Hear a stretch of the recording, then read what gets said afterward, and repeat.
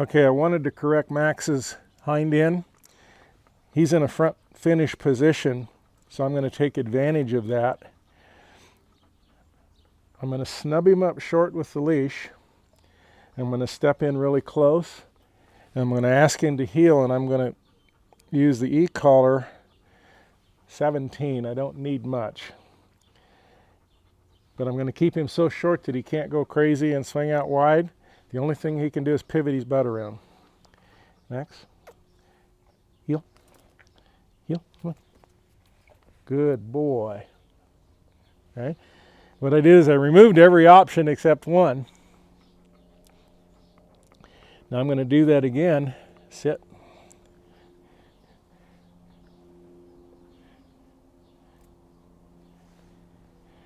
Heel. Heel.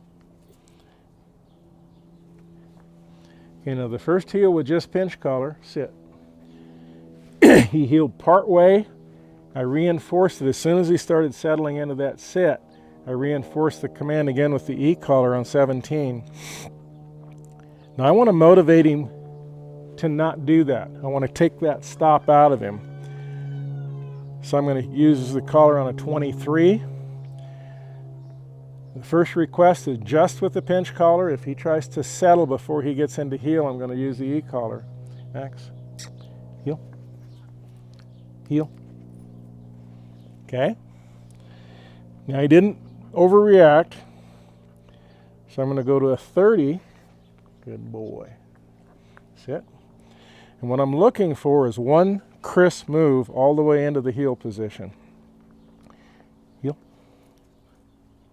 Heel.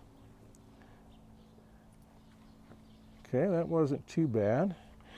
He's improving a little bit. He went 3/4 of the way before he stalled out. Okay, this one's going to be at 40. Ready, Max? All right. Heel. Heel. There we go. You had to think about that for a second. Here, Max. Sit.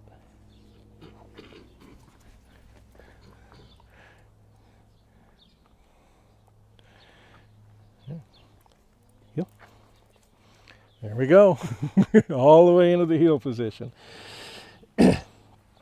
That is how you use the E-collar, or one way to use an E-collar, to motivate the dog to try harder to get into position. So when he turns and he starts to sit and he's off to the side, you need to move him before he gets into that sit. So as soon as you see that butt going down, you need to reinforce heel with the E-collar. Sit.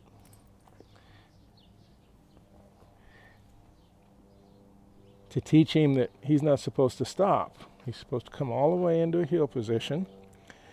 All right, Max. Heel. Heel. Good boy. Sit. Now I had to use the E-collar there. I'm also giving Max a lot more room now. Heel. That's pretty good. Okay, we're going to go to 50. Sit. He did that without a correction.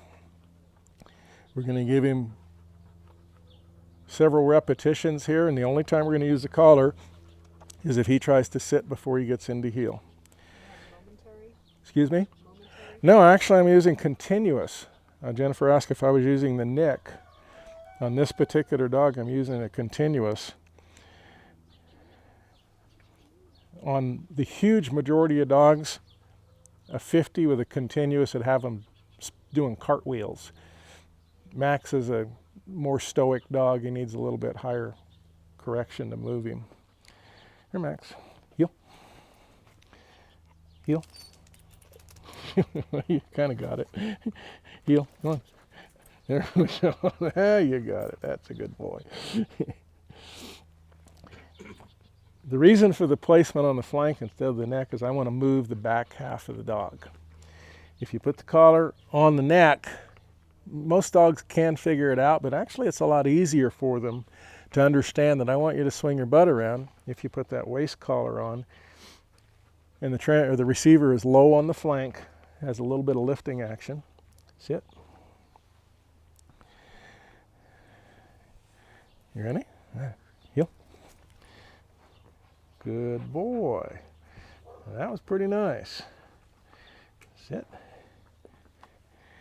Oh yeah, that's a good boy. All right, heel.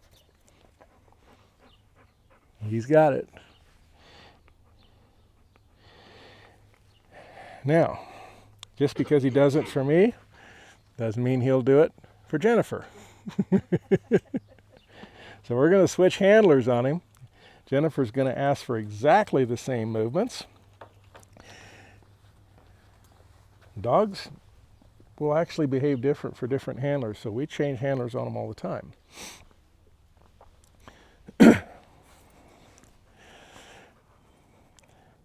So go ahead and sit him and get him in a front finish position.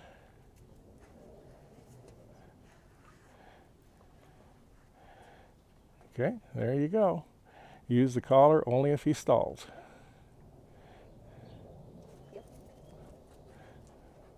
Boy, that's pretty.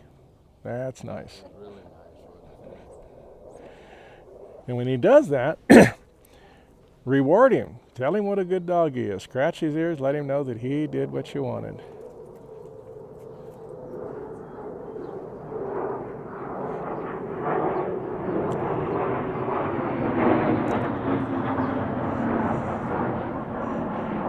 We're being inundated. That's 2 F-15s. The sound of freedom. The sound of freedom. We love it.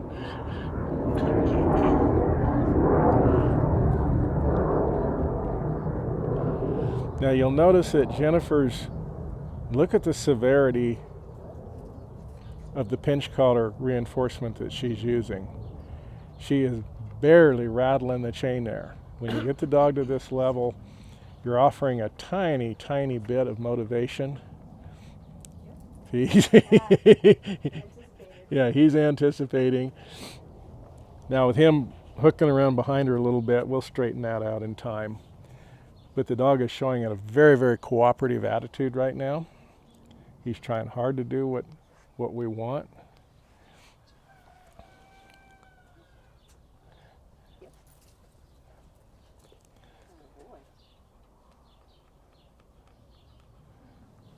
That's a good exercise right there. This is a good demonstration of how to clean up a sloppy heel using the e-collar on the flank. If you've got a dog that totally wraps around behind you, you can actually put the e-collar on the right flank and just reach back and touch him with the toe and the e-collar at the same time, and boy, he'll straighten right out. Max is in healing mode right now, isn't he? Good exercise. That'll do that, Ed.